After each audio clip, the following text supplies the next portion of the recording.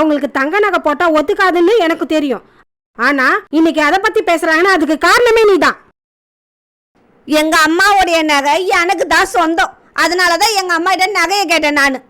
இதுல என்ன தப்பு இருக்கு? என்னது உனக்கு சொந்தமான நகையா? அது அவங்களோட நகை. அவங்க உயிரோட இருக்கிற வரைக்கும் நல்லது கெட்டது எல்லாத்துக்கும் அவங்களுக்கு அந்த நகை பயன்படும். அவங்க காலம் முடிஞ்சதுக்கு அப்புறம் வேணா நீ உன்னோட நகைன்னு சொல்லி சொந்த கொண்டாடிக்கோ. அது வரைக்கும் நகையை பத்தி பேசி என் குடும்பத்தை இருக்காத. இது என் வீடு. என் வீட்லயே எனக்கு அதிகாரம் இல்லாம போயிட்டா? இவ்வளவு நாளா இங்க இதுதான் நடந்துட்டு இருக்கு. இங்க வந்து நீ எதையும் மாத்தணும்னு நினைக்காத. இதையெல்லாம் சகிச்சிட்டு இங்க இருக்கிற மாதிரி இருந்தா இரு, இல்லனா இப்பயே கிளம்பி போய்கிட்டே இரு.